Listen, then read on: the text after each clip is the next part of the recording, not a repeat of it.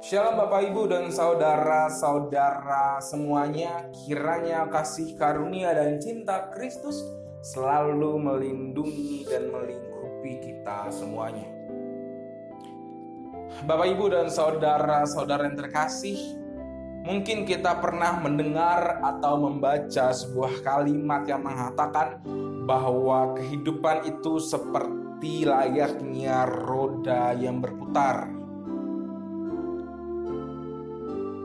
Roda yang berputar itu selalu berputar demi putaran dan demi putaran. Begitupun juga dengan kehidupan.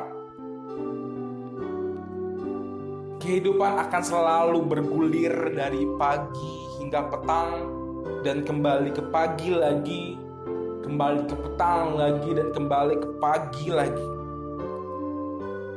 Kehidupan juga akan selalu bergulir dari Senin, Selasa, Rabu sampai akhirnya kita bertemu kembali di hari Senin. Kehidupan juga akan selalu bergulir dari bulan Januari, Februari, Maret, April hingga pada akhirnya kita akan bertemu di bulan Desember di akhir tahun. Ini kita akan mulai masuk lagi dan berjumpa lagi di bulan Januari.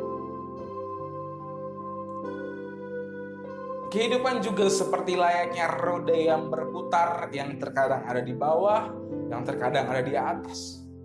Kembali ke bawah lagi, dan kembali ke atas lagi. Begitupun juga dengan kehidupan Bapak Ibu dan saudara-saudara semuanya. Terkadang kita berada di bawah, tapi kita akan kembali ke atas. Dan kita akan juga kembali ke bawah, dan kita juga akan kembali ke atas. Tapi hal yang menarik dan yang paling penting dari sebuah roda adalah porosnya. Tanpa poros, roda itu tidak akan pernah bisa berfungsi. Tanpa poros, roda itu tidak akan pernah bisa berputar. Begitupun juga dengan kehidupan Bapak Ibu dan saudara-saudara semuanya. Sebagai seorang manusia, kita memerlukan poros yang dapat menjadi kekuatan kita dalam menjalani kehidupan ini. Dan sebagai seorang Kristiani, poros kehidupan kita adalah Kristus yang telah mati menebus dosa-dosa manusia dan bangkit dari antara orang-orang mati. Dan cara kita untuk terus bertumpu pada poros itu, yaitu Kristus, adalah dengan iman. Iman adalah bentuk hubungan kita dengan Kristus, sama seperti hubungan roda dengan poros. Menjalani perputaran roda dengan iman bukan berarti iman kita haruslah kuat dan iman kita kuat. Karena orang beriman bukanlah orang yang tidak pernah cemas, melainkan orang yang dalam kecemasannya bertumpu pada Kristus. Orang beriman bukanlah orang yang tidak pernah takut, melainkan orang yang dalam ketakutannya selalu bertumpu pada rahmat Tuhan yang besar. Oleh karena itu, kecil atau besarnya iman yang ada dalam diri kita kepada Kristus bukanlah menjadi persoalan. Karena yang penting adalah rahmat Tuhan yang selalu besar, konstan, dan kuat kepada kita dalam kehidupan ini. Hal ini juga dimasmurkan oleh Raja Daud yang tertulis dalam Mazmur 23 ayatnya yang ketiga sampai yang ke-6. Yang akan membantu kita dalam merefleksikan perikop ini lebih dalam. Firman Tuhan berkata, "Ia menyegarkan jiwaku, Ia menuntun aku di jalan yang benar oleh karena namanya. Sekalipun aku berjalan dalam lembah kekelaman, aku tidak takut bahaya, sebab Engkau besertaku. Gadamu dan tongkatmu itulah yang menghibur aku. Engkau menyediakan hidangan bagiku di hadapan lawanku. Engkau mengurapi kepalaku dengan minyak, pialaku penuh melimpah. Kebajikan dan kemurahan belaka akan mengikuti aku seumur hidupku, dan aku akan diam dalam rumah Tuhan sepanjang masa. Bapak Ibu, ayat ini menyatakan bahwa kehidupan kita tidak pernah bisa lepas dari tangan Allah yang selalu memegang tangan kita sejak dulu, sekarang, sampai selama-lamanya. Bahkan dalam kesesakan dan kekelaman pun, kasih Allah tidak pernah luput dalam kehidupan kita masing-masing. Bapak, Ibu, dan saudara-saudara semuanya, pada masa pandemi ini kita didorong untuk mengalami perubahan kehidupan yang disebut new normal. Seorang ahli sejarah dari Johns Hopkins University yaitu Jeremy Green mengatakan bahwa pandemi ini dikatakan berakhir bukan karena penyakitnya yang telah hilang dan telah selesai dari muka bumi ini.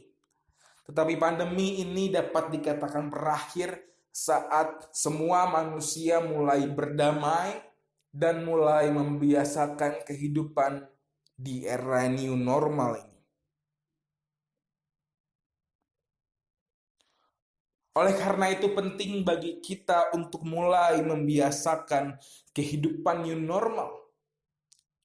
Waktu akan terus berjalan seperti biasanya. Detik, menit, hari, bulan, minggu, bulan akan terus kita lewati seperti biasanya dan tidak akan pernah bisa berubah. Sehingga membiasakan kehidupan di dalam era new normal ini bukanlah pilihan, melainkan keharusan yang harus kita jalani. Bapak, Ibu, dan saudara-saudara semuanya, pemazmur mengajarkan kepada kita bahwa apapun situasi, tetaplah berpegang dan bertumpu pada Kristus yang menjadi poros kehidupan kita. Membiasakan kehidupan new normal artinya mengimani bahwa kasih Allah akan selalu luar biasa. Mulailah membiasakan kehidupan new normal ini dengan iman bahwa tangan Allah tidak akan pernah melepaskan kita. Mulailah kehidupan new normal ini dengan pemahaman bahwa jika kita telah merasakan kebaikan dari Allah,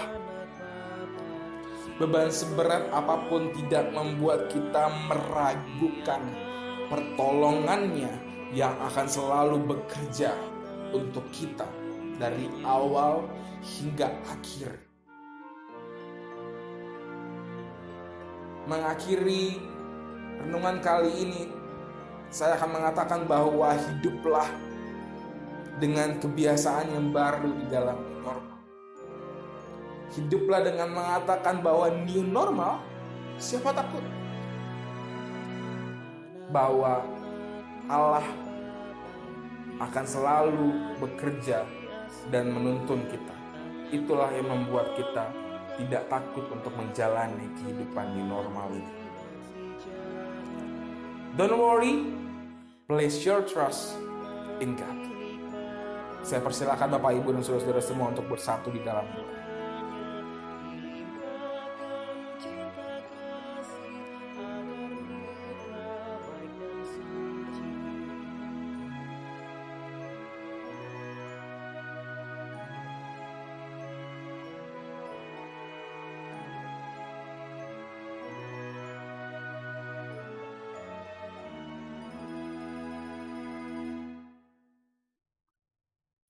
Mari kita bersatu dalam doa. Allah Bapa kami yang bekerja dan yang selalu memberkati kami sehingga kami bisa hidup dan menjalani segala aktivitas kami pada hari ini.